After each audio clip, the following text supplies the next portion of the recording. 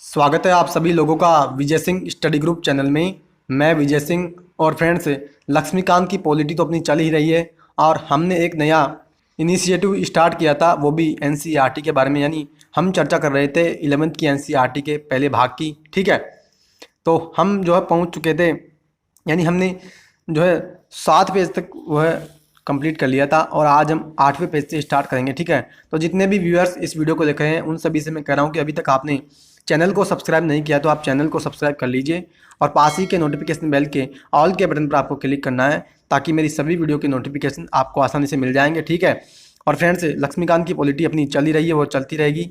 ठीक है, जितने भी व्यूअर्स वीडियो को देख रहे हैं जाकर के मेरे जो है चैनल पर अलग से प्लेलिस्ट भी बनी हुई है और जो है बहुत से लेक्चर मैंने अभी तक डिस्कस कर चुके हैं। ठीक है, तो उन सभी लेक्चर्स को आप जाकर के देख सकते हैं। तो फ्रेंड्स अब हम चर्चा स्टार्ट करते हैं। तो क्या करें, देखिए कि प्राचीन यूनान के एथेंस नगर में सुकरात को सर्वाधिक विवेकशील व्यक्ति कहा जाता था। यानी मित्रों सुकरात जो थे उनको जो है सर्वाधिक बुद्धिशाली व्यक्ति जो है कहे जाते थे, यानी सर्वाधिक बुद्धिशाली व्यक्ति वे माने जाते थे। वह समाज धर्म और राजनीति के बारे में, ठीक है, समाज धर्म राजनीति के बारे में प्रचलित मान्यताओं को सवालों के कटघरे में खड़ा करने और चुनौती देने के लिए प्रसिद्ध था। यानी वो क्या करता था कि चाहे समाज से संबंधित हो या धर्म से या राजनीति से संबंधित कोई भी अगर मान्यता होती थी ना, तो उन मान्यताओं को वो क्या करता था, उन मान्यताओं पर वो सवाल उठाता था। ठीक है, और सवाल उठा करके उन्हें जो है चुनौती देता था, यानी उनकी क्या वे सही है या गलत है, तो इन सब की प्रामाणिकता की वो जांच करता था। ठीक है, इसके लिए ही उसे एथेंस के शासकों द्वारा मृत्युदंड दिया गया। यानी मित्रों फिर एथेंस के जो शासक थे उन्होंने इसी कारण जो है उनको जो है फांसी की सज़ा दे दी थी। यानी वो क्या करता था कि समाज हो या धर्म हो या राजनीति, इनसे संबंधित जो भी प्रश्न उसको जो है लगते थे वो उन प्रश्नों को उठाता था और उन पर जो है फिर वो चर्चा करता था, यानी उनको चुनौती देता था। तो इस कारण उनको जो फिर फांसी की सज़ा दी गई। फिर क्या करा आगे, सुकरात के शिष्य प्लेटो ने उसके जीवन और विचारों के बारे में विस्तार से लिखा। यानी सुकरात के जो भी विचार थे उनको किसने लिखा, तो उनके शिष्य थे प्लेटो, उन्होंने लिखा। प्लेटो ने अपनी पुस्तक में, यानी द रिपब्लिक उनकी पुस्तक थी, किसकी, प्लेटो की। तो प्लेटो ने अपनी पुस्तक में सुकरात के नाम पर एक जो है यानी सुकरात के नाम से एक चरित्र गढ़ा था और उसके माध्यम से इस सवाल की जांच पड़ताल की कि न्याय क्या है। यानी जो सुकरात का शिष्य प्लेटो था ना, उसने क्या किया, इस सवाल की जांच की, किसकी, कि न्याय क्या है, यानी न्याय का मतलब क्या है, इस सवाल का जो है उसने जो है एक जांच पड़ताल की थी उस पुस्तक में, द रिपब्लिक में। ठीक है, यह पुस्तक सुकरात और सेप्लस के बीच एक संवाद से प्रारंभ होती है। इस संवाद के दौरान सेप्लस और उसके मित्र समझने लगते हैं कि न्याय की उसकी दृष्टि अपर्याप्त है और उसे स्वीकार नहीं किया जा सकता। सुकरात के तरीके में महत्वपूर्ण बात यह है कि किसी दृष्टिकोण में निहित सीमाओं और असंगतियों को उजागर करने के लिए वह तर्क बुद्धि का प्रयोग करता है। उसके विपक्षी आखिरकार स्वीकार करते हैं कि उनके वे विचार जिनमें वे जीते थे चलने वाले नहीं हैं। और फ्रेंड्स इसका मतलब क्या कर रहा है कि सुकरात जो थे ना वो क्या करते थे, यानी कोई भी अगर मान लीजिए कोई भी सिद्धांत है, ठीक है, तो उस सिद्धांत में क्या क्या कमियां हैं तो उन कमियों को निकालते थे। ठीक है, और उन पर जो है वो तार्किकता से उन पर जो है वो चर्चा करते थे। लेकिन उनके जो विपक्षी जो लोग थे वो क्या करते थे कि आपने जो विचार निकाला है, ठीक है, यानी कमियों पर आपने जो विचार किया और विचार करने के बाद आपने जो विचार दिया वो विचार सही नहीं है, यानी वो जो है आगे चलने वाले नहीं हैं। ठीक है, आगे हम बात करें, क्या कह रहा है कि राजनीतिक सिद्धांतों को व्यवहार में उतारना, यानी राजनीति के जो सिद्धांत है, ठीक है, चाहे समानता हो, स्वतंत्रता हो, न्याय हो, तो इनको हम जो है व्यवहार में यानी जीवन में हम जो है कैसे उतारेंगे। ठीक है, तो उनकी यहाँ पे बात की जाएगी। क्या कर रहा है, इस पाठ्य पुस्तक में हमने स्वयं को राजनीतिक सिद्धांत के सिर्फ एक पहलू तक सीमित रखा। स्वतंत्रता, समानता, नागरिकता, न्याय, विकास, राष्ट्रवाद और धर्मनिरपेक्षता जैसे सुपरिचित राजनीतिक विचारों की उत्पत्ति, अर्थ और महत्व के बारे में ही हमने अध्ययन किया है। जब हम किसी मुद्दे पर बहस या तर्क वितर्क आरंभ करते हैं तो हम अक्सर पूछते हैं इसका अर्थ क्या है और यह कैसे महत्वपूर्ण होता है। राजनीतिक सिद्धांतकारों ने बताया कि आज़ादी या समानता क्या है और इसकी विविध परिभाषाएं प्रस्तुत की है। गणित के विपरीत, जहां त्रिभुज या वर्ग की सिर्फ एक परिभाषा होती है, राजनीतिक सिद्धांत में हम समानता, आज़ादी या न्याय की अनेक परिभाषाओं से रूबरू होते हैं। यानी फ्रेंड्स क्या कह रहा है कि जो भी राजनीति के सिद्धांत है ना, चाहे स्वतंत्रता हो, समानता हो, न्याय हो, तो इन सभी के बारे में जो है हम यहाँ पे जो है अध्ययन करते हैं। और हम क्या करते हैं कि जिस प्रकार से, यानी जो भी गणित में हम किसी, मान लीजिए गणित में जो चाहे त्रिभुज हो या वर्ग हो, तो इनकी जैसे हम एक परिभाषा ही देखते हैं, यानी एक ही उनकी परिभाषा होती है और वही सही मानी जाती है। तो उस प्रकार से राजनीति में ऐसा नहीं है। राजनीति सिद्धांत में क्या होता है, चाहे समानता हो या नागरिकता हो, या कोई भी ऐसा शब्द हो तो उसकी जो है हम अलग अलग परिभाषाएं दे सकते हैं, यानी अलग अलग कंटेस्ट में हम अलग अलग परिभाषाएं उसकी दे सकते हैं। क्या करा है, ऐसा इसलिए है क्योंकि समानता जैसे शब्दों का सरोकार किसी वस्तु के बजाय अन्य मनुष्य के साथ हमारे संबंधों से होता है। यानी मित्रों, हम जो है किसी भी शब्द की अलग अलग परिभाषा क्यों देते हैं, क्योंकि क्या होता है कि जो भी कोई शब्द होता है ना, उसका अलग अलग संदर्भ में अलग अलग अर्थ निकलता है। ठीक है, यानी अलग अलग परिस्थिति में अलग अलग संदर्भ में जो है हम उसका अलग अलग अर्थ निकाल देते हैं। इस कारण से जो है हम उसकी अलग परिभाषा, यानी अलग अलग उसकी परिभाषा भी हम दे सकते हैं। वस्तुओं के विपरीत मनुष्य समानता जैसे मुद्दों पर अपनी राय रखता है और इन मतों को समझने और इनसे तालमेल रखने की जरूरत होती है। यानी मित्रों, क्या कह रहा है कि वस्तुओं को तो जो, यानी वस्तुओं की तो हम एक ही परिभाषा दे सकते हैं, लेकिन जो शब्द होते हैं, ठीक है, तो उनकी जो है हम अलग अलग राय देते हैं और अलग अलग उनके बारे में हम मत देते हैं। इसके कारण से हम उनकी अलग अलग परिभाषा भी देते हैं। ऐसा करने की दिशा में हम कैसे बढ़ सकते हैं, चलिए हम विभिन्न जगहों में समानता से संबंधित सामान्य अनुभव से शुरू करें। यानी अब जो आगे जो चर्चा की जाएगी ना मित्रों, वो की जाएगी समानता के बारे में। ठीक है, समानता के अलग अलग जो यहाँ पे मतलब समझाएगा आगे। आपने गौर किया होगा कि लोग अक्सर सरकारी कार्यालय, डॉक्टर के प्रतिशाल्य या फिर दुकानों में कतार तोड़कर आगे बढ़ जाते हैं। यानी क्या कह रहा है कि हम क्या देखते हैं ना अक्सर कि चाहे डॉक्टर की को, यानी कभी हम डॉक्टर के पास दिखाने जाते हैं या फिर कोई दुकानदार के पास सामान लेने जाते हैं ना, तो वो जो लाइन लगी होती है उस लाइन को तोड़ करके लोग आगे निकल जाते हैं। ठीक है, कई बार ऐसा करने वालों को पंक्ति में पीछे जाने के लिए कहा जाता है। यानी कई बार फिर हम ऐसा भी कहते हैं कि हाँ भैया आप जो आगे मत निकलिए, आप जो है लाइन में लगे, हम भी तो लाइन में लग रहे हैं ना, हम जो है पागल थोड़े हैं जो इतनी देर से खड़े हैं। तो हम भी तो ऐसा कहते हैं ना, तो हमें खुशी होती है। कई बार वे आगे निकल जाते हैं तो हम ठगा सा महसूस करते हैं। यानी कई बार वो आगे निकल गया तो हम सोचते हैं कि भाई मैं तो जो है इतनी देर से लाइन में खड़ा हूँ और ये व्यक्ति आया और पहले जो है आगे निकल गया, और पहले जो है डॉक्टर को या कोई भी सामान अगर लेने आया तो वो निकल लेकर के ले चला जाएगा। फिर हम इसके विरोध करते हैं क्योंकि हम जिनके लिए भुगतान करते हैं उन सामानों या सुविधाओं को पाने में समान अवसर चाहते हैं। यानी हम भी उतना ही तो पैसा देंगे ना उस सामान के लिए या उस डॉक्टर को दिखाने के लिए जितना वो पैसा देगा आगे वाला आदमी। ठीक है, तो समानता तो हमें भी मिली हुई है। इसलिए जब हम अपने अनुभव पर ध्यान देते हैं, हम समझते हैं कि समानता का अर्थ सभी के लिए समान अवसर होता है। फिर भी अगर वृद्धों और विकलांगों के लिए अलग काउंटर हो तो हम समझते हैं कि उनके साथ विशेष बर्ताव न्यायोचित है। यानी मित्रों, आगे कहता है कि हाँ बेशक जो है जो परिस्थिति, चाहे हम सामान लेने जाते हैं या डॉक्टर के पास दिखाने जाते हैं, तो बेशक जो है हमारे पास समान अधिकार है। यानी जितना किसी दूसरे व्यक्ति को अधिकार है उसमें उतना ही हमें भी अधिकार है। यानी जितनी वो फीस देगा उतनी ही हम फीस देंगे, तो वो भला जो है आगे फिर जो है कैसे जाए। ठीक है, वो जो है अगर लेट आएगा तो लेट ही दिखाएगा। ठीक है, लेकिन क्या कहते हैं कि अगर मान लो कि चाहे फिर हम वृद्धों की बात करें, यानी जो वृद्ध लोग हैं या फिर जो दिव्यांग लोग हैं, ठीक है, अगर उनके लिए हम अलग काउंटर देखते हैं ना, चाहे डॉक्टर के पास हो या कहीं भी, चाहे रेलगाड़ियों में हो या बसों में हो, ठीक है, तो बसों में अलग से उनके लिए सीटें निर्धारित करी जाती है।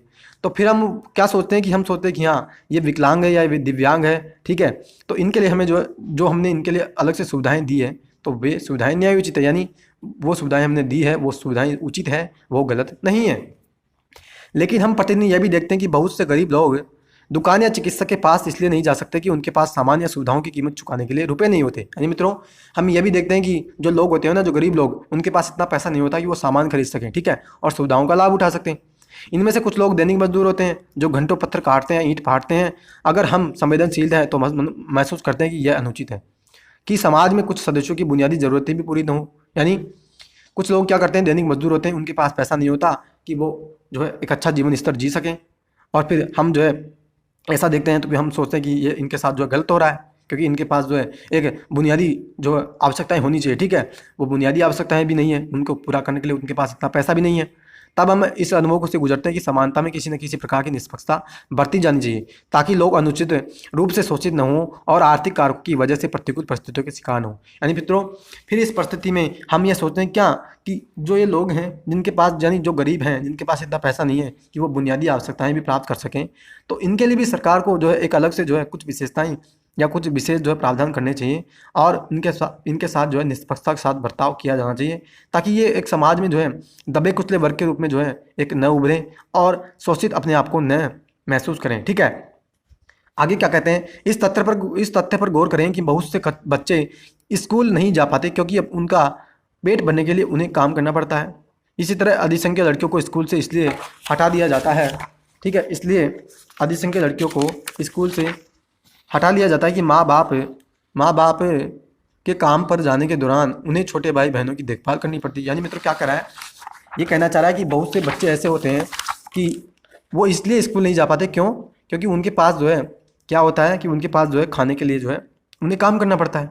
इसके अलावा अगर हम चर्चा करें तो बहुत सी लड़कियां जो है स्कूल से जो है इस कारण ड्रॉप आउट ले लेती है। क्यों? क्यों? क्योंकि जो है माँ बाप काम पर चले जाते हैं और जो छोटे उनके भाई बहन होते हैं वो उनकी देखभाल करती है। ठीक है। हालांकि भारतीय संविधान सभी को प्राथमिक शिक्षा पाने की अधिकार की गारंटी देता है, लेकिन यह अधिकार मात्र औपचारिक बनकर रह गया है। फिर हम महसूस सकते हैं कि ऐसे बच्चे और उनके माँ बाप के लिए सरकार को कुछ ज़्यादा ही करना चाहिए ताकि वे स्कूल जा सकें। यानी मित्रों क्या कह रहा है कि बेशक जो है हमने जो शिक्षा का अधिकार दे दिया, किनको? बच्चों को। अनुच्छेद 21 के हमने जोड़ा 86वें संविधान संशोधन अधिनियम 2002 के माध्यम से। ठीक है। और हमने जो इसी के माध्यम से एक मौलिक कर्तव्य भी जोड़ा 51 क में। ठीक है, कि प्रत्येक माँ बाप का एक कर्तव्य होगा कि वो जो है बच्चे को जो विद्यालय भेजेगा। ठीक है। और शिक्षा का हमने अधिकार दिया। फिर शिक्षा का अधिकार के माध्यम से हमने जो है RT यानी जो राइट टू एजुकेशन यानी शिक्षा का अधिकार जो एक्ट लेकर के आए हम 2009 में। ठीक है। अनुच्छेद 21 को पालन करने के लिए और जो संविधान संशोधन अधिनियम लेकर के आए, तो हमने जो बच्चों को अधिकार तो दे दिया पढ़ने का।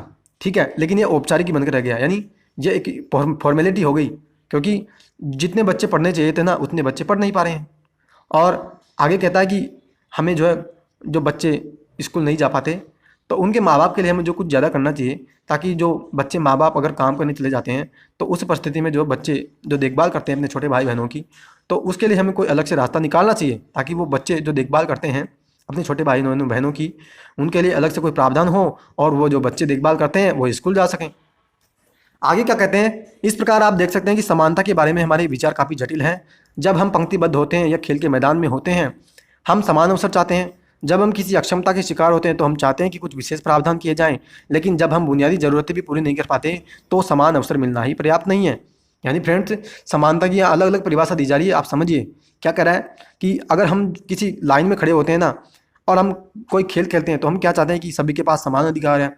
कैसे? कि जो व्यक्ति जितना सामान के लिए पैसा देगा हम भी उतना ही देंगे, तो सभी के पास समान अवसर है। तो वो व्यक्ति जो है पहले सामान नहीं लेना चाहिए। सामान लेगा तो पहले लाइन में लगो और फिर लाइन में लगने के बाद जो है एक एक नंबर आएगा तब आप सामान लो, यानी समान अधिकार सभी के पास है।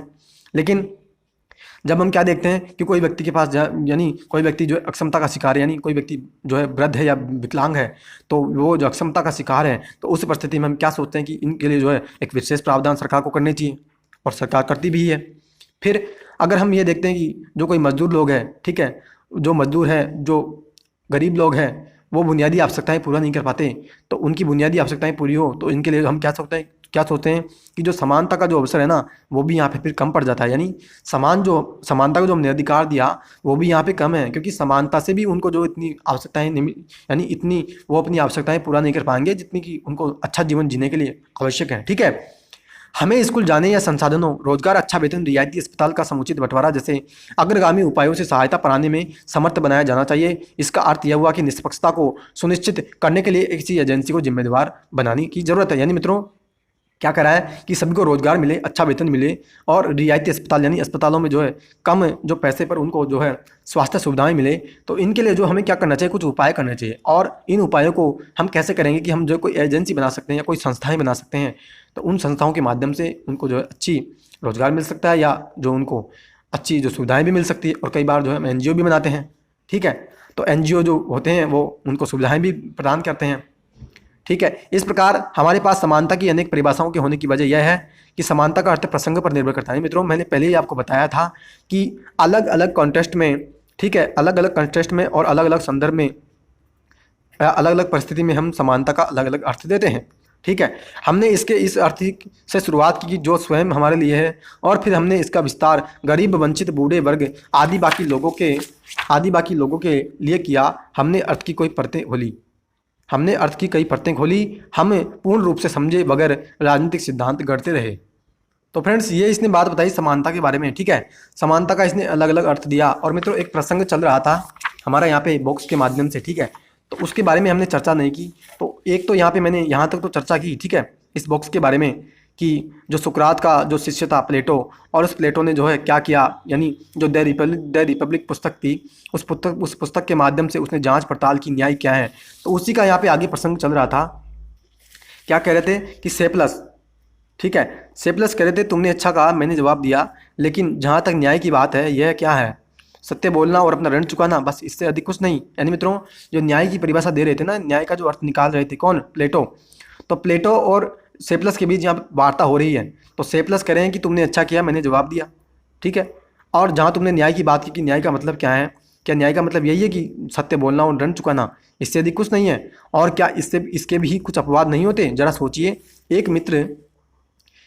सोचिए एक मित्र शांत चित्त भाव से अपने अधिक हथियार मेरे पास जमा कर देता है और उन हथियारों को वह ऐसी स्थिति में वापस मांगता है जब उसका दिमाग शांत नहीं है। ऐसी स्थिति में मुझे उसे हथियार वापस कर देना चाहिए? यानी मित्रों न्याय की बात यहाँ की जा रही है कि मान लो कोई व्यक्ति है और उसने मेरे को जो है यानी शांत मन से तो मेरे को हथियार दिए थे उसने, लेकिन अब मांग रहा वो हथियार कब, जब उसका दिमाग ठिकाने नहीं है। यानी दिमाग जो है अशांत है, वो कुछ भी उस परिस्थिति में कर सकता है, यानी वो कुछ भी हत्याएं या कुछ भी मर्डर कर सकता है। तो क्या उस परिस्थिति में अगर मान लो मैंने उसको हथियार दे दिया तो क्या मैंने न्याय किया या मैंने अन्याय किया? ठीक है, आप बिल्कुल सही है उसने कहा, लेकिन तब सत्य बोलना और रणों को चुकाना न्याय की सही परिभाषा नहीं है। मैंने कहा पहले हमने सीधे सीधे कहा था कि अपने मित्रों के साथ भला करना और अपने शत्रुओं के साथ बुरा करना न्याय है। उनकी जगह हमें कहना चाहिए कि मित्र अच्छे हों तब उनके साथ अच्छा करना और जब शत्रु बुरे हों तब उनके साथ बुरा करना न्याय है। हाँ, मुझे ये ठीक लगता है। क्या नहीं मित्रों, क्या करें? न्याय की परिभाषा फिर ये दे रहे हैं, क्या करें? कह रहे हैं कि मान लो कि कोई मित्र है, उसके साथ हमने भला किया और दुश्मन के साथ हमने जो बुरा किया तो हमने न्याय है, ये नहीं है। ये कह रहे हैं कि ये न्याय नहीं है। न्याय क्या है कि अच्छा जो मित्र है ना, और अच्छा मित्र के साथ हमने अच्छा व्यवहार किया तो न्याय है।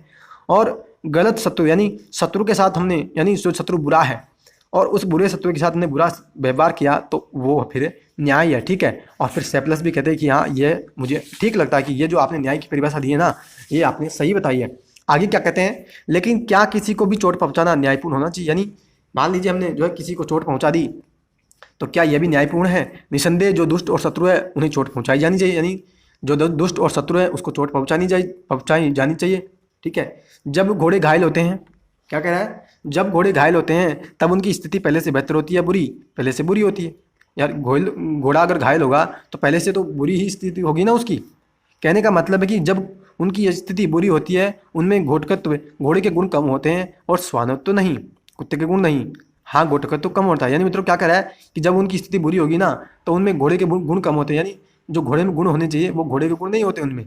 फिर उनमें जो है कुछ कुछ कुत्ते के गुण भी आ जाते हैं। क्या कह रहा है, और जब कुत्ते की स्थिति बुरी होती है तब उनमें स्वानत्व तो कम होता है और घोटकत्व तो नहीं। हाँ बिल्कुल सही। यानी जब उनमें फिर, यानी क्या कह रहा था कि घोड़ा, अगर मान लो घोड़े की स्थिति ठीक नहीं है तो घोड़े के उसमें गुण कम है, और अगर कुत्ते की स्थिति ठीक नहीं है तो उसमें कुत्ते के गुण नहीं है, ठीक है। और जब कोई मनुष्य घायल होगा तब उसमें मनुष्यत्व तो कम होगा निसंदेह, और वह मनुष्य तो न्याय है निश्चित रूप से। यानी जब मनुष्य घायल होता है तो मनुष्य के गुण कम होते हैं, जब घोड़ा की स्थिति सही नहीं होती तो घोड़े के गुण कम होते हैं, और जब कुत्ते की स्थिति सही नहीं होती तो कुत्ते के भी उसमें गुण नहीं होते। यानी यहाँ न्याय की बात की जा रही है। आगे मित्रों फिर आगे क्या कहता है, प्रसंग चल रहा है कि जब जो मनुष्य घायल हो जाता है ना तो वह निश्चित रूप से अन्यायपूर्ण बन जाता है। यानी मित्रों अगर मान लो कोई व्यक्ति घायल हो जाए, यानी उसका दिमाग ठिकाने नहीं है, वो शांत चित्त मन नहीं है, वो उस परिस्थिति में कुछ भी कर बैठता है, कुछ भी कर सकता है, तो उस परिस्थिति में जो है फिर वो अन्यायपूर्ण बन जाता है। हाँ, परिणाम तो यही है। लेकिन क्या संगीतकार अपनी कला से मनुष्य को संगीत से दूर कर सकता है? बिल्कुल नहीं। और क्या घुड़सवार अपनी कला से उसे एक बुरा घुड़सवार बनाता है? असंभव। और क्या कोई न्यायपूर्ण व्यक्ति न्याय के द्वारा लोगों को अन्यायपूर्ण बना सकता है? या सामान्य शब्दों में क्या सद्गुण संपन्न व्यक्ति किसी को बुरा बना सकता है? निश्चित रूप से नहीं। और ना ही अच्छा व्यक्ति किसी को नुकसान पहुंचा सकता है।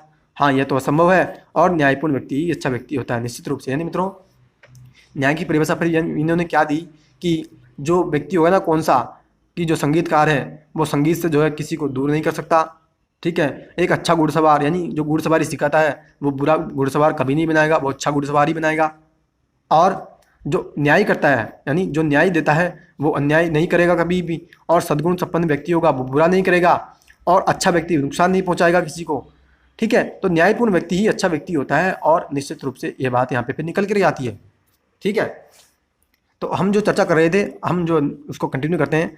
क्या कर रहा था कि राजनीतिक अवधारणाओं के अर्थ को राजनीतिक सिद्धांतकार यह देखते हुए स्पष्ट करते हैं कि आम भाषा में इसे कैसे समझा जाता और बढ़ता जाता है। यानी जो राजनीतिक अवधारणाओं का जो अर्थ देते हैं राजनीतिक सिद्धांतकार, वो अलग अलग जो है स्पष्ट रूप से इसको देखते हैं, किसको, समानता को। वे विविध अर्थों और रायों पर विचार विमर्श और उनकी जांच पड़ताल की सुव्यवस्थित तरीके से जो है सुव्यवस्थित तरीके से करते हैं, जांच पड़ताल करते हैं। अवसर की समानता कब पर्याप्त है, कब लोगों को विशेष बर्ताव की जरूरत होती है, ऐसा विशेष बर्ताव कब तक और किस हद तक किया जाना चाहिए, क्या गरीब बच्चों को स्कूल में बने रहने के लिए प्रोत्साहित करने के लिए दोपहर का भोजन दिया जाना चाहिए। ये कुछ ऐसे प्रश्न हैं जिनकी ओर वे मुखातिब होते हैं। आप भी देख सकते हैं कि ये मसले बिल्कुल व्यवहारिक हैं। वे शिक्षा और रोजगार के बारे में सार्वजनिक नीतियां तय करने में मार्गदर्शन करते हैं। यानी मित्रों क्या कह रहा है कि जो राजनीतिक सिद्धांतकार होते हैं ना, जो राजनीति के जो विशेषज्ञ होते हैं, वो क्या करते हैं कि फिर अलग अलग भाषाएं देते हैं अलग अलग शब्दों की, और बताते हैं कि कौन सी परिस्थिति में हमें कौन से लोगों को विशेष जो है सुविधाएं देनी चाहिए, और जो हम सुविधाएं देते हैं कौन कौन सी जो स्कूलों में हम मिड डे मील बच्चों को देते हैं तो क्या हम उसको देना चाहिए, या और भी जो बातें निकल करके आती है कि चाहे रोजगार की हो चाहे शिक्षा की बात हो, तो उन सभी के बारे में फिर जो मार्गदर्शन करते हैं ये राजनीतिक सिद्धांतकार। जैसा समानता के मामले में है वैसा ही अन्य अवधारणाओं के मामले में भी है। राजनीतिक सिद्धांतकारों को रोजमर्रा के विचारों से उलझना पड़ता है। यानी राजनीतिक जो सिद्धांतकार होते हैं ना, वो रोजमर्रा के जो विचार होते हैं, यानी रोज रोज जो अलग अलग विचार निकल करके आते हैं, उनसे वो जो है मुखातिब होते हैं और उनसे जो उनको उलझना पड़ता है। संभावित अर्थों पर विचार विमर्श करना पड़ता है। यानी जो भी अर्थ निकल करके आते हैं उनसे विचार करने के बाद उन पर वो विचार करते हैं और नीतिगत विकल्पों को सूत्रबद्ध करना पड़ता है। आज़ादी, नागरिकता, अधिकार, विकास, न्याय, समानता, राष्ट्रवाद और धर्मनिरपेक्षता आदि कुछ अवधारणाओं पर हम अगले अध्याय में विचार करते हैं। यानी मित्रों जो हम अगले चैप्टर यानी अगले जो लेसन पढ़ेंगे ना, उनमें इन शब्दों के बारे में हम डिटेल से अध्ययन करेंगे। ये बात यहाँ पे कहना चाह रहे हैं। तो आगे हम चर्चा करें। ठीक है, तो हमारा प्रसंग फिर से स्टार्ट हो रहा है। ठीक है, तो प्रसंग की पहले हम चर्चा कर लेते हैं। क्या कह रहा है कि तब मित्र या किसी भी अन्य व्यक्ति को नुकसान पहुंचाना एक न्यायपूर्ण व्यक्ति का नहीं वरन उससे ठीक उलट एक अन्यायपूर्ण व्यक्ति का ही काम होता है। यानी मित्रों फिर हम जो है किसी व्यक्ति को नुकसान पहुंचाएंगे ना, तो वो नुकसान जो पहुंचाएगा ना वो न्यायपूर्ण व्यक्ति नहीं पहुंचाएगा, वो अन्यायपूर्ण व्यक्ति ही किसी व्यक्ति को नुकसान पहुंचाएगा। मेरा सोचना है सुकरात तुम जो कह रहे हो ना वो काफ़ी सत्य है। यानी फिर सेप्लस ने कह दिया कि सुकरात जो तुम कह रहे हो वो जो है सही है, और जो किसी रोग से बचाव या रोकथाम में सर्वाधिक कुशल होता है वही उसे पैदा करने में भी सर्वाधिक सक्षम होता है। यानी मित्रों क्या कह रहा है कि जो व्यक्ति रोग से बचाव या रोकथाम में सर्वाधिक कुशल होगा, यानी जो व्यक्ति रोग से सुरक्षा कर सकता है, ठीक है, तो वही उसी ने उस रोग को पैदा भी किया है। आप इस बात को समझिए, सच बात है। और जो शत्रु से जीत सकता है वह किले का सबसे अच्छा रक्षक होता है। यानी जो अपने शत्रु से अपनी सुरक्षा कर लेगा तो वो किले के भी अपनी सुरक्षा कर लेगा निश्चित ही। फिर तब जो किसी चीज़ का अच्छा रखवाला होता है वह अच्छा चोर भी होता है। यानी जो किसी चीज़ का अच्छा रखवाला होगा ना वो अच्छा चोर भी होगा, क्योंकि उस चीज़ के बारे में उसको जो एक एक बात पता होती है कि कौन सी चीज़ कहाँ रखी है, तो वो चोरी भी कर सकता है। हाँ, इसमें तो यही निष्कर्ष निकलता है। फिर कह रहे हैं कौन, सेप्लस कह रहे हैं कि इसमें जो है यही निष्कर्ष निकलता है। तब अगर न्यायपूर्ण व्यक्ति धन की रक्षा करने में अच्छा होता है तो वह गबन करने में भी अच्छा होता है। यानी अगर कोई व्यक्ति धन की रक्षा करेगा ना तो वो धन को जल्दी ही गबन करेगा, क्योंकि धन की वो रक्षा कर रहा है, उसको पता है कि कौन सा धन कहाँ कहाँ रखा है और उसको कैसे निकाला जा सकता है। इस तर्क में तो यही निहित है। यानी सेप्लस कह रहे हैं कि हाँ आपने जो कह रहे हो ना कि आप जो है बिल्कुल सही कह रहे हो। आगे कहते हैं तब सभी न्यायपूर्ण व्यक्तियों के चोर बन जाने के बाद तुम यह तर्क दोगे कि जो अच्छे हैं वो हमारे मित्र हैं और जो बुरे हैं वो हमारे शत्रु हैं। हाँ ये कह रहे हैं। फिर क्या करें आगे, पहले हमने सीधे सीधे कहा था कि अपने मित्रों के साथ भला करना और शत्रुओं के साथ बुरा करना न्याय है। हमने चर्चा की थी अभी कि मित्रों के साथ आप भला करोगे और शत्रुओं के साथ बुरा करोगे तो आप न्याय है, आप न्याय कर रहे हो। उसकी जगह में कहना चाहिए कि मित्र अच्छे हों तब उनके साथ अच्छा करना और बुरे शत्रुओं के साथ बुरा करना ही न्याय है। हाँ मुझे यह ठीक लगता है, लेकिन क्या किसी को भी चोट पहुंचाना न्यायपूर्ण होना चाहिए? निसंदेह जो दुष्ट और शत्रु है उन्हें चोट पहुंचाई जानी चाहिए। और आगे क्या कहता है, निसंदेह जो दुष्ट और शत्रु है उसे चोट पहुंचाई जानी चाहिए। जब घोड़े घायल होते हैं तब उनकी स्थिति पहले से बेहतर होती है, बुरी पहले से बुरी होती है। कहने का मतलब है कि जब उनकी स्थिति बुरी होती है तो उनमें घोटकत तो कम होता है और स्वानत्व तो नहीं। हाँ घोटकत तो कम होता है। यानी मित्रों कह रहे हैं कि घोड़े की बुरी स्थिति होगी तो घोड़े के गुण कम होंगे, और अगर कुत्ते की बुरी स्थिति है तो कुत्ते के गुण कम होंगे। और मान लो कोई दुष्ट है और उसको हम चोट पहुंचा रहे हैं तो न्याय की बात यहाँ पे कर रहे हैं। आगे हम फिर चर्चा करें, ठीक है। तो हम जो चर्चा कर रहे थे वो करें, तो प्रसंग हमारा कंप्लीट हुआ। आगे हम करेंगे बात हमें राजनीतिक सिद्धांत क्यों पढ़ना चाहिए, यानी राजनीतिक जो सिद्धांत है उसके बारे में हमें चर्चा क्यों करनी चाहिए। तो क्या कह रहा है हमारे अपने राजनीतिक आदर्श हो सकते हैं, पर क्या हमें राजनीतिक सिद्धांतों के अध्ययन की भी ज़रूरत है? यानी राजनीतिक आदर्श तो हमारे हैं, लेकिन हमें राजनीतिक सिद्धांतों के बारे में पढ़ने की ज़रूरत है क्या ये राजनीति करने वाले राजनेताओं के लिए ही या नीति बनाने वालों के लिए ही जो है उपयुक्त है? बेहतर तो यह होगा राजनीतिक सिद्धांत संविधान और कानून की व्याख्या करने वाले वकील या जज या उन कार्यकर्ताओं और पत्रकारों को पढ़ना चाहिए जो शोषण का पर्दाफाश करते हैं और नए अधिकारों की मांग करते हैं। हमें आज़ादी या समानता का अर्थ जानने से क्या मिलेगा? और फ्रेंड्स आगे क्या कहता है सुनिए कि हमें आज़ादी या समानता का अर्थ जानने से कुछ नहीं मिलेगा। यानी आज़ादी और समानता का अर्थ तो उन लोगों को जानना चाहिए, यानी किनको, जो संविधान और कानूनों की व्याख्या करते हैं। कौन?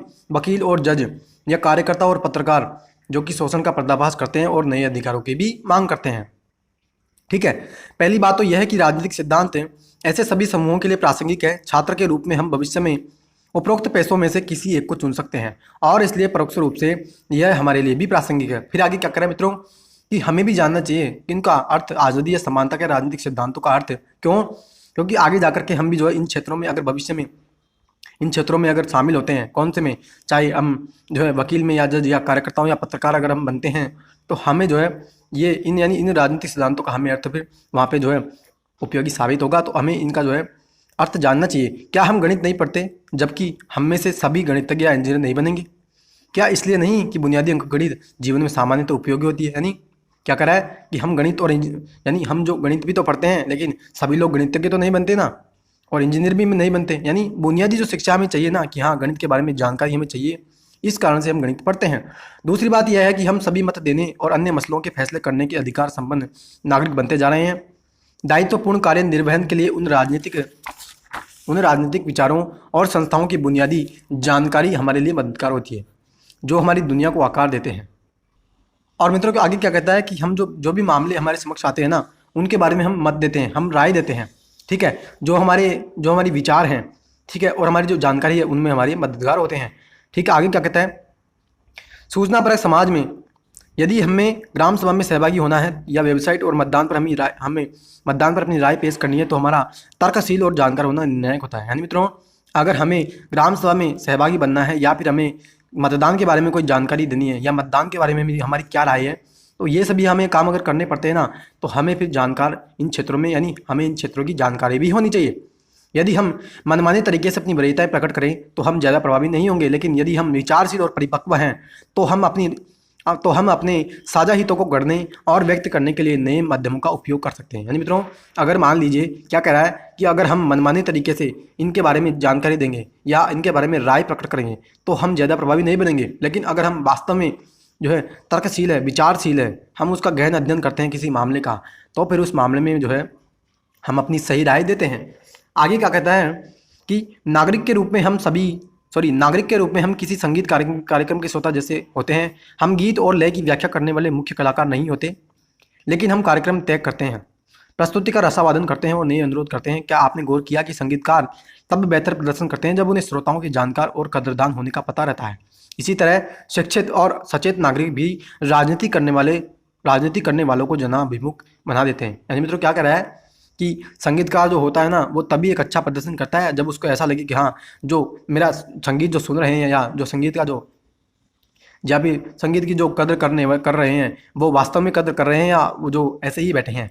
तो उसी के तहत जो आगे कहता है कि अगर मान लीजिए हम शिक्षित हैं या सचेत हैं तो फिर हम भी राजनीति के बारे में जो है अच्छी राय देते हैं। तीसरी बात यह है कि आज़ादी, समानता, धर्मनिरपेक्षता हमारे जीवन के अमूर्त मसले नहीं है। परिवारों, विद्यालयों, महाविद्यालयों, व्यावसायिक केंद्रों आदि में तरह तरह के भेदभावों का हम प्रतिदिन सामना करते हैं। हम स्वयं भी अपने से भिन्न लोगों के प्रति पूर्वाग्रह रखते हैं। क्या कह रहा है कि आज़ादी हो, चाहे समानता हो, चाहे धर्मनिरपेक्षता, जीवन के हमारे अमूर्त मसले ही नहीं है। ठीक है, परिवार है, विद्यालय है, महाविद्यालय है, ठीक है, यहाँ पे जो है हम तरह तरह के भेदभाव का दिन प्रतिदिन सामना करते हैं। यानी महाविद्यालयों में जो हमें भेदभाव देखने को मिलता है, ठीक है, हम स्वयं भी अपने से भिन्न लोगों के प्रति पूर्वाग्रह रखते हैं। यानी हम जो है पूर्व धारणाएं किसी अन्य व्यक्तियों के खिलाफ बना लेते हैं, चाहे वे अलग जाति के हों या अलग धर्म के हों या अलग लिंग या वर्ग के हों। यानी अलग जाति के लोगों के प्रति हम अलग धारणाएं बना लेते हैं, ठीक है, अलग धर्मों के प्रति यदि हम उत्पीड़ित महसूस करते हैं तो हम अपनी पीड़ा का निवारण करना चाहते हैं। यदि उसमें विलम्ब होता है, ठीक है, अगर अपनी पीड़ा के यानी हमारी जो पीड़ा है उसमें अगर विलम्ब होता है तो हम महसूस करते हैं कि हिंसक क्रांति ही उचित है। यानी हम जब महसूस करते हैं ना कि हमारे अधिकारों का हनन होता है तो हम फिर क्या करते हैं कि हिंसक क्रांति होनी चाहिए। यदि हम विशेष अधिकार संपन्न हैं तो हम सम्मान के लिए संघर्षरत अपने नौकरों और नौकरानियों के उत्पीड़न से भी इनकार करते हैं। क्या कह रहा है, अगर हमें मान लीजिए बहुत विशेषाधिकार मिले, हमारी जो है अच्छा हमें जीवन स्तर मिला है, तो हम क्या करते हैं, हमारे जो घर में नौकर और नौकरानियाँ काम कर रहे हैं उसका उत्पीड़न भी हम करते हैं और उनके उत्पीड़न से हम इनकार भी करते हैं कि नहीं, हमने उत्पीड़न किया ही नहीं उनका। कभी कभी यह भी महसूस करते हैं कि हमारे नौकर उसी व्यवहार के योग्य हैं जो उनके साथ हो रहा है। यानी कभी कभी कभार हम क्या सोचते हैं कि हम जो इनके साथ व्यवहार कर रहे हैं ना, ये इसी के लायक हैं। राजनीतिक सिद्धांत बस यही करता है कि वह अपने राजनीतिक चीज़ों के बारे में अपने विचारों और भावनाओं के परीक्षण के लिए प्रोत्साहित करता है। थोड़ी अधिक सतर्कता से देखने भर से हम अपने विचारों और भावनाओं में उदार होते जाते हैं, ठीक है। और अंत में छात्र के रूप में हम बहस और भाषण प्रतियोगिता में हिस्सा लेते हैं। हमारी अपनी राय यह होती है कि क्या सही है और क्या गलत, क्या उचित है क्या अनुचित है, पर यह हम नहीं जानते कि वे तर्कसंगत है या नहीं। यानी मित्रों, किसी भी मामले में हम जब राय देते हैं ना, तो हम सोचते हैं कि क्या सही है या गलत है ये राय, या फिर उचित है या अनुचित है, लेकिन हम ये नहीं सोचते कि ये तर्कसंगत है या नहीं। यानी वास्तव में जिस आधार पर हमने जो राय दी है ये तर्कसंगत है, यानी कौन से तर्कों के आधार पर हम उसको जो सही ठहरा सकते हैं या गलत ठहरा सकते हैं, तो क्या तर्कसंगत हमने राय दी है नहीं है दी है, इसका हम जो है उस समय ध्यान नहीं करते हैं। जब हम दूसरे से बहस करते हैं तभी हम अपने विचारों का बचाव करने की ज़रूरत महसूस करते हैं और इसके लिए तर्क और युक्तियाँ तलाशते हैं। यानी जब हम किसी से बहस कर रहे हैं तो हम क्या करते हैं कि हाँ, हमने जो विचार दिया, हमने जो तर्क दिया, बस वही हमारा तर्क सही हो। किसी न किसी तरीके से हम इस तर्क के पक्ष में कोई जो है, यानी कोई भी तर्क के पक्ष में हम कोई जो है हम बात बताएं, ठीक है। और राजनीतिक सिद्धांत हमें न्याय और समानता के बारे में सुव्यवस्थित सोच से अवगत कराते हैं ताकि हम अपने विचारों को परिष्कृत कर सकें और सार्वजनिक हित में सुविज्ञ तरीके से तर्क वितर्क कर सकें। तर्कसंगत ढंग से बहस करने और प्रभावी तरीके से संप्रेषण करने जैसे कौशल वैश्विक सूचना व्यवस्था में महत्वपूर्ण गुण साबित करते हैं। यानी मित्रों, क्या कह रहा है कि जो तर्क संगत ढंग से हम बहस करते हैं, ठीक है, जो तर्क वितर्क हम करते हैं, वो सूचना व्यवस्था में एक गुण साबित हमारे करते हैं कि हाँ, इस व्यक्ति में जो है एक सूचना प्रदान करने का या सूचना के बारे में जानकारी प्रदान करने का या तर्क करने का जो इसमें गुण है, ठीक है। और आगे फ्रेंड्स हम चर्चा करें तो हमारा जो बॉक्स चल रहा था, ठीक है, बॉक्स में जो चर्चा चल रही थी उसके बारे में आगे बढ़ रहे हैं। क्या करें, जब कुत्तों की स्थिति बुरी रहती है उनमें स्वामित्व कम होता है, घोटकत्व नहीं। हाँ, बिल्कुल सही। और जब कोई मनुष्य घायल होगा उसमें मनुष्यत्व कम होगा, निसंदेह। वह मनुष्यत्व न्याय है निश्चित रूप से। तब तो मनुष्य घायल हो जाता है, वह निश्चित रूप से अन्यायपूर्ण बन जाता है। यानी मनुष्य अगर मान लीजिए उसकी स्थिति सही है ना, तो वो जो उसमें मनुष्यत्व ज़्यादा है। अगर वो घायल है, मनुष्यत्व उसमें कम है, ठीक है, वो अन्यायपूर्ण भी फिर उसमें बन जाता है। और लेकिन क्या संगीतकार अपनी कला से मनुष्य को संगीत से दूर कर सकता है? बिल्कुल नहीं। और क्या घुड़सवार अपनी कला से बुरा घुड़सवार बनाता है? नहीं। और क्या कोई न्यायपूर्ण व्यक्ति न्याय के द्वारा लोगों को न्यायपूर्ण बना सकता है? यानी मित्रों, न्याय की यहाँ पे परिभाषा चल रही है और जो है विशेष रूप से और डिटेल से यहाँ पे डिस्कशन किया जा रहा है न्याय के बारे में। या सामान्य शब्दों में, क्या सद्गुण संपन्न व्यक्ति किसी को बुरा बना सकता है? निश्चित रूप से नहीं। और ना ही अच्छा व्यक्ति किसी को नुकसान पहुंचाता है। यानी न तो अच्छा व्यक्ति किसी को नुकसान पहुंचाता है और न ही सद्गुण संपन्न व्यक्ति किसी को बुरा बनाता है। हाँ, यह तो असंभव है। और न्यायपूर्ण व्यक्ति ही अच्छा व्यक्ति होता है। यानी जो न्यायपूर्ण व्यक्ति होता है ना, उसी को ये अच्छा मान रहे हैं। आगे क्या कहते हैं निश्चित रूप से तब मित्र या किसी भी अन्य व्यक्ति को नुकसान पहुंचाना एक न्यायपूर्ण व्यक्ति का नहीं, वरन उससे ठीक एक उलट अन्यायपूर्ण व्यक्ति का ही काम होता है। यानी मित्रों, क्या कह रहे हैं कि अगर व्यक्ति को हम नुकसान पहुंचा रहे हैं तो एक न्यायपूर्ण व्यक्ति होता है ना, वो नुकसान नहीं पहुंचाता उस व्यक्ति को, वो तो उसकी सहायता ही करेगा। उसको नुकसान कौन पहुंचाएगा? एक अन्यायपूर्ण व्यक्ति जो अन्याय करता है वही उसको नुकसान पहुंचाएगा। मेरा सोचना है सुकरात तुम जो कह रहे हो ना, वह काफ़ी सत्य है, ठीक है। सुकरात के बारे में क्या कह रहे हैं? फिर वो कह रहे हैं कि सुकरात जो तुम जो कह रहे हो ना न्याय के बारे में, वो सब कुछ सही है। तब अगर कोई आदमी कहता है कि न्याय ऋण चुकाने में है और अच्छे वे ऋण हैं जो मित्रों को चुकाने और बुरे वो जो शत्रुओं को चुकाने हैं, यह कहना समझदारी नहीं है कि क्या ये सत्य नहीं है? जैसा कि स्पष्ट रूप से दिखाई जा चुका है, किसी को भी चोट पहुंचाना किसी भी स्थिति में न्यायपूर्ण नहीं हो सकता। मोली मार्कस ने कहा, मैं तुमसे सहमत हूँ। ठीक है मित्रों, तो इस प्रकार से देखिए सुकरात ने कैसे न्याय की परिभाषा दी और कैसे डिटेल रूप में उसको समझाया। तो इसी कारण से जो है वो कोई भी जो मामला उठा लेता था ना, तो उसमें जो उसको कमियां नजर आती थी, उसकी जो है तर्कशील रूप से जो है उसका अध्ययन करता था और इसी प्रकार जो है उसी कारण उसको जो है फिर जाकर के जो है मृत्युदंड भी दिया गया था। ठीक है, तो कैसे देखिए मानिए कैसे उसने जो है कितनी बड़ी परिभाषा दी न्याय की। तो आज आपने समझा कि राजनीतिक सिद्धांत क्या है।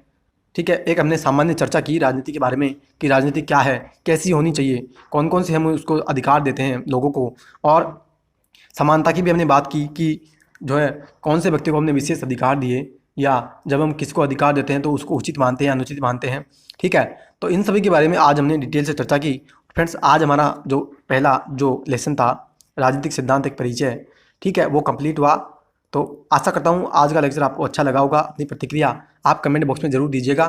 ठीक है, तो फ्रेंड्स अब हम मिलेंगे अगले लेक्चर में, और अगला लेक्चर हमारा स्टार्ट होगा दूसरे अध्याय से। ठीक है, और जो दूसरा अध्याय हमारा स्टार्ट होगा ना, वो होगा हमारा स्वतंत्रता के साथ। ठीक है, यानी दूसरा अध्याय अपना जो राजनीतिक सिद्धांत की परिचय पुस्तक का है वो है स्वतंत्रता।